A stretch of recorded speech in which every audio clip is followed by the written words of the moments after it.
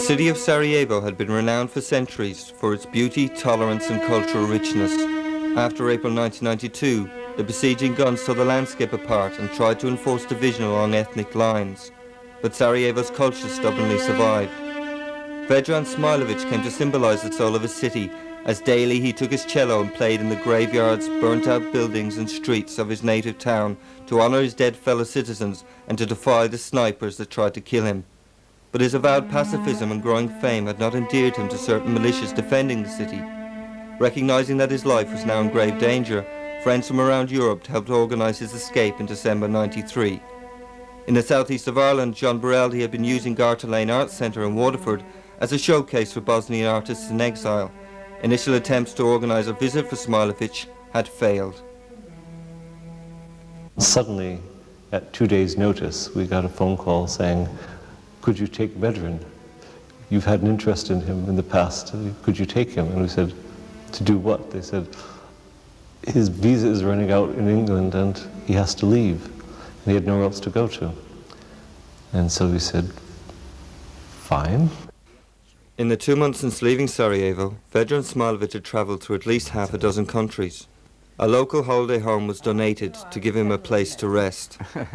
He was joined briefly from London by Marisa Prelitz, a translator, also a Sarajevan exile, who had the day before accepted Vedranu's offer to become his 7th wife.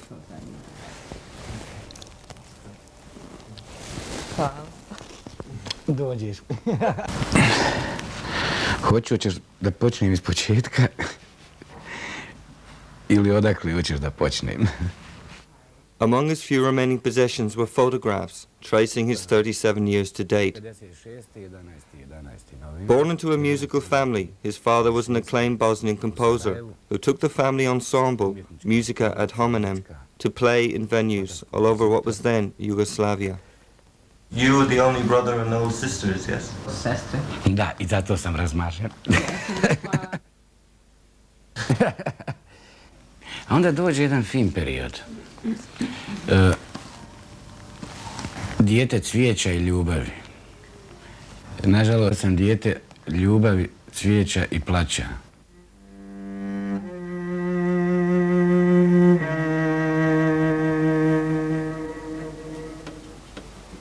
He also had videotapes to show.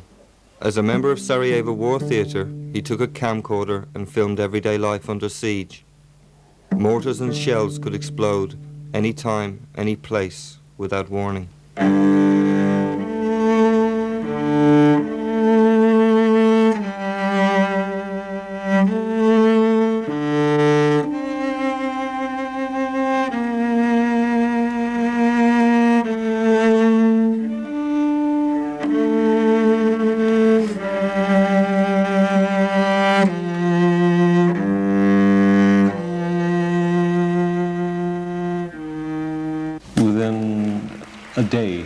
Plans for us. Recuperation was not first and foremost on Vedranu's mind. Now, I shall play a piece from Sarajevo, what I have in my heart.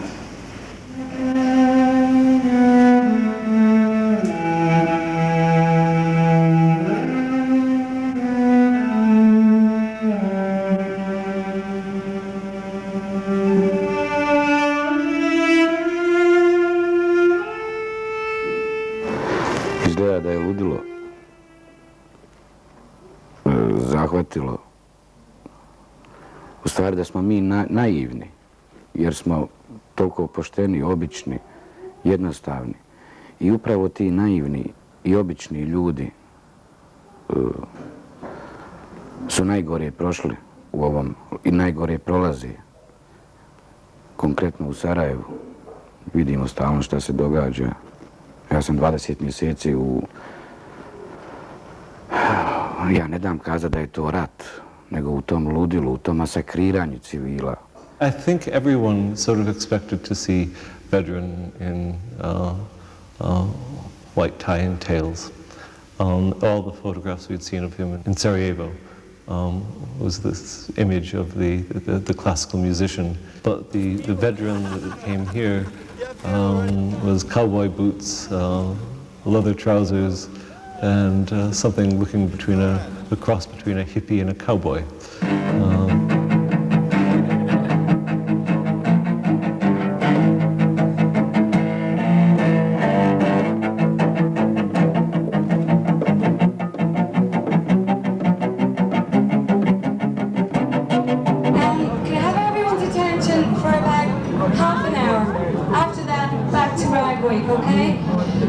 Today there's a celloist just come from Sarajevo with his fiancée. He's going to play for you for 20 minutes. His emphasis is on peace.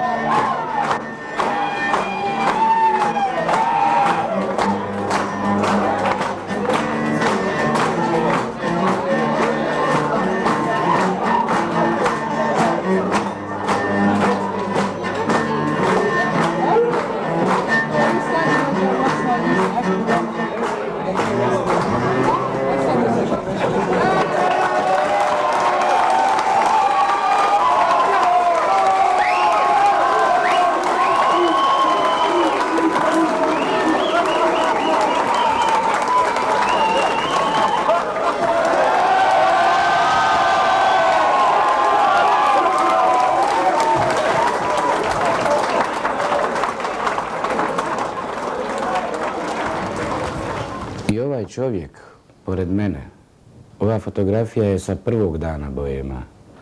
To je Momo Vlačić, moj veliki prijatelj, koncertmajstor Sarajevske opere i Sarajevske filharmonije, koji je poginuo tako ružno kad ga je granata direktno u njega eksplodirala. Ja kao njegov najbolji prijatelj nisam imao kilogram mesa njegovog da ga sahrani.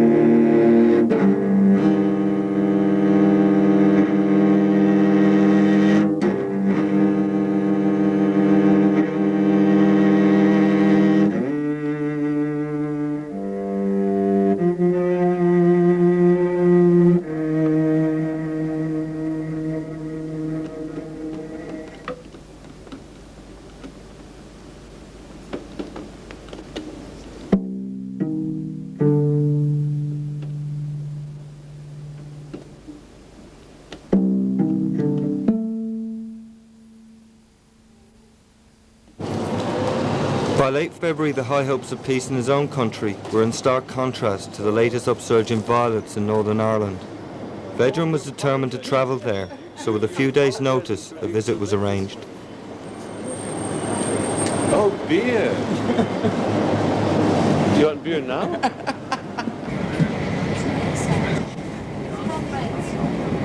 And then in the afternoon? I think it's about 2 o'clock. 2 o'clock. I'll never forget crossing over the border from the Republic into the north. And there we saw a military post and helicopters flying around and all, looking very barbed wire and all the rest of it. Very militaristic sort of thing. And he said, "Ah, just like Bosnia. Our host was Alan Tongue, an English-born conductor long resident in Belfast, who had previously organised concerts in Vedran's honour. Welcome to Northern Ireland. Thank you, thank you. Great to see you. Do you want beer? Not yet. Later. Is this where you played in the opera? Yeah. Right. Yeah. Okay. National Theatre. Pozorište. I was seated here, in this room, Yes. and it isn't so big. And it's here, in this part, was a granite of tank. Really? A tank ground, Yeah. Yeah. Brought to you in association with Sunrise Christian Travel. Offices at J Travel, Hollywood Road, Belfast. Good morning, everyone. You're listening to 96.7 BCR. It's Sunday morning, and I'm Anne King. In Sarajevo, you played your cello to people queuing for bread. Yeah. When I see it's massacre, my reaction was take my cello and play. Vedran, thank you very much for coming in and sharing that with us. You're welcome. And we think of all the Christians out in Sarajevo. We can pray maybe now more effectively for them as they witness for Christ in that country. Here's one I started the programme with. There's an awful lot of churches. Oh yes, lots of churches. Lots of churches, yeah. We're a religious city. They seem to have a lot of problems. As he had done in Sarajevo, Vedran wanted to play in places where atrocities had happened. Rather than these being media events, he wanted them to be solemn occasions, shared only by a few invited peace workers and locals who might happen to pass by. We naively offered TV stations our footage for their news stories, but it was not to be.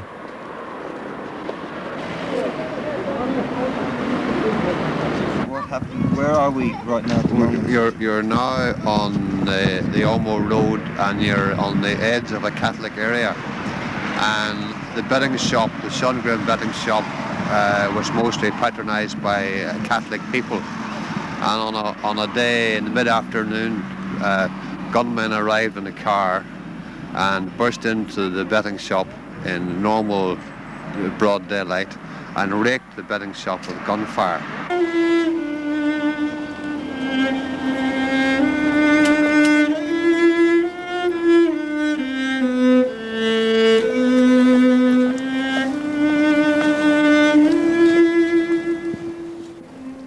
To the media's delight, one local, William McManus, took a particular interest. His father had been killed in the bookie shop massacre. Just shows you all around the world that people know the troubles in Northern Ireland all around the world. But maybe one day. Do you think this will do any good? I hope so. That question again, just a second. Do you think this will do any good? Well, we live in hope, don't we? Trying to explain to veterans today that these soldiers, they're all British soldiers. Yeah. Even though some of them had harps on them, they were still British soldiers. Yes, it's very complicated. It's another country. Yeah. The Shankill Road is the Unionist heartland of Belfast. On a sunny Saturday afternoon, an IRA bomb blasted a crowded shop to rubble. People thought that there was a meeting going on, a terrace meeting going on above the fish and chip shop, and the bomb went off early and killed two of the people. I think it was two of the people who planted the bomb, and people in the fish shop, and it was just like one of the worst atrocities that's happened, of last year. Let's play. Okay.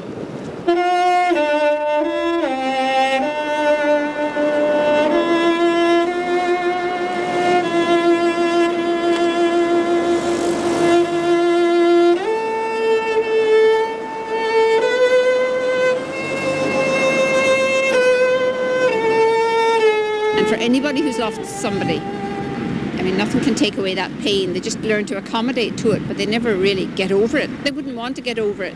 And I think maybe somebody like Vedran coming, they kind of appreciated that somebody who, in a city that has lost, he said last night, 2,000 children, that and that he felt still it was worthwhile to come here, to identify with the people here and to kind of support them, and at the same time to ask for the support of the people here for what's going on back there. So something you can perhaps bring back, that there is hope for what you're symbolising, and a lot of people are working for that peace and that hope, which is very important. We are more strong. That's right. With the music. Music is the best. And music crosses all boundaries. I think that's good. We'll be friends soon. Yes. The poet Chris Agee had invited Vedran to lunch with his family. Also invited Helen Lewis, who had been forced to choreograph dances as a prisoner in a Nazi concentration camp. When you went down in the street to play, what started that? What inspired that? When I see it, all massacre, it's first big massacre. You saw it on television? No, I was big there. You were right there. It's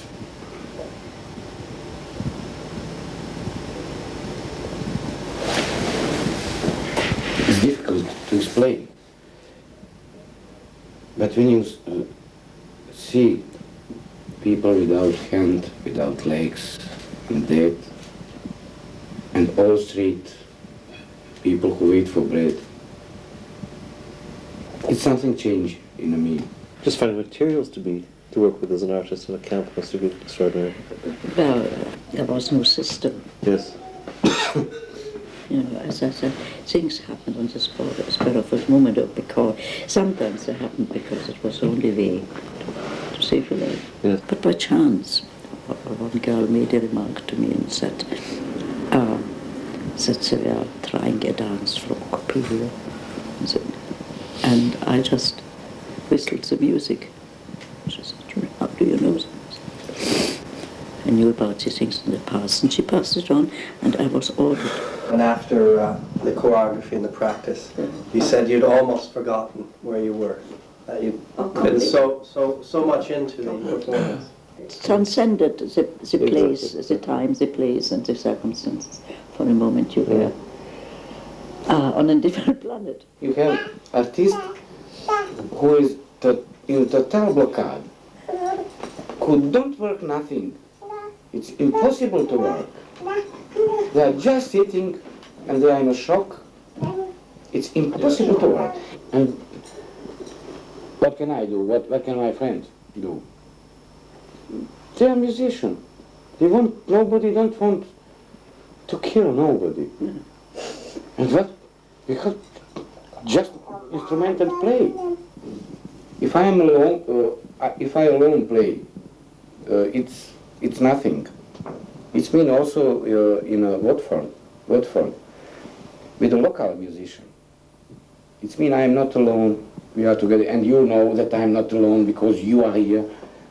Chris is here. We are all here. We are all together. Of course, we think same. And now we have to continue it. I think people don't think anything can change. I think people just look at it as the situation here is essentially a stagnant situation. There's a whole political culture which seems to be reiterating the same old postures. And the interesting thing about music and your idea is it's just so totally out of the ordinary. Within those 2 days, sort of revealed many sides of Vedran all at once, because there's Vedran, the musician, there's Vedran, the politician, then there's also Vedran, the little boy who doesn't know when to stop.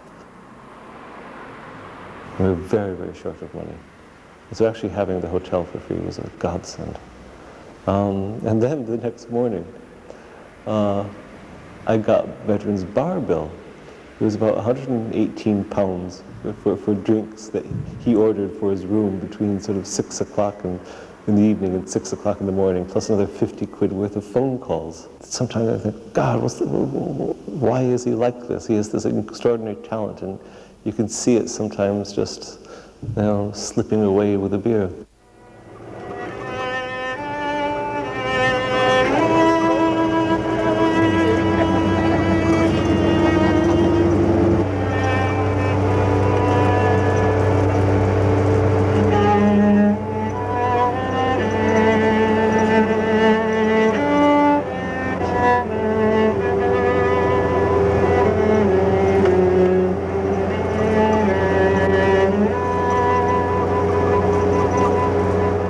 Gordon Wilson watched his daughter Mary die after a bomb attack at this war memorial in 1987.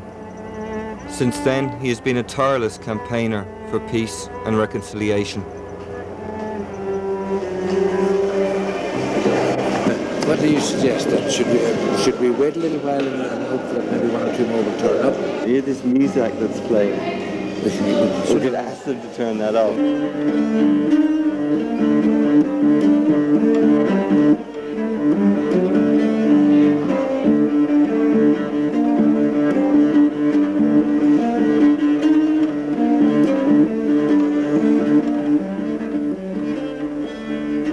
So you've seen a little bit of Ireland. This is your first time north this morning? Yes. In Northern Ireland? Yes. Right, first time. Well, we have our problems too. One of the examples I very often quote, and you're for the time this afternoon, we cannot as a people in Northern Ireland even agree as to what we call our second biggest city. That's right. Yeah? Catholics will call it, almost without exception, Derry. Yeah? Protestants almost seem to want to make a political point, if not indeed a religious point, by calling it Londonderry. Where am I born? Just around 50 meters is cathedral. Cathedral? Cathedral. Yes. It's Orthodox church, synagogue, and mosque. Right. Just around 50 meters. Right. And I'm in the middle. Right. And we all together live all life. And they now, some crazy people want to split all. It's impossible. Unidentified minibus approaching from the south.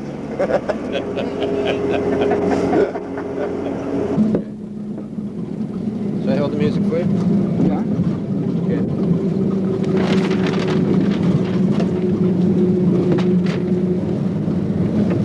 What is this piece, Alan? This is the Derriere. The London Derriere. Which is Danny Boy. Oh, Danny Boy. It's safe to call it Danny Boy. In Derry, don't call it the London Derriere, call it the Derriere. Derry. They're very sensitive, okay?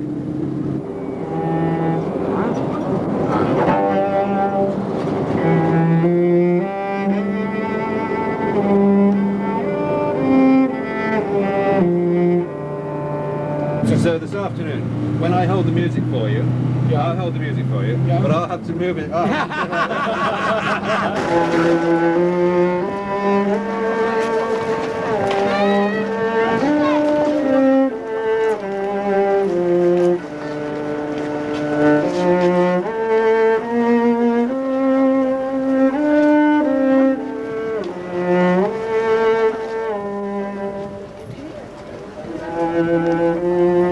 The rendition of Danny Boy went down well with the locals.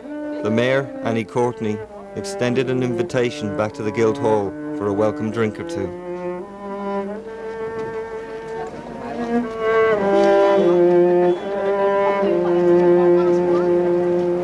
The short trip to Northern Ireland was now at an end.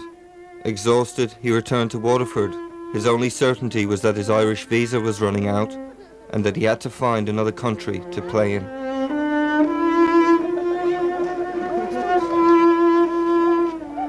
Before, my life was just normal. I work in an opera and symphonic orchestra, philharmonic orchestra, and I just play and going in a disco and girls and women and drink and well, what's normal for young people. Now of course I drink, and of course I have girl and woman, but I more think about all people, and I'm more serious than before. But I think it's also normal. It isn't nothing special. For somebody who stay 20 months in a hell in Sarajevo, of course,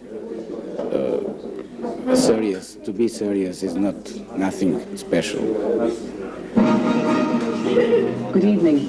The Russian and American presidents Boris Yeltsin and Bill Clinton have apparently agreed to defer airstrikes against Bosnian Serb positions. In the future, of course, I want to go home. My home is in Sarajevo. And it's my town, it's my country. Of course, I will go home. I don't want to be a refugee. Thank you very much.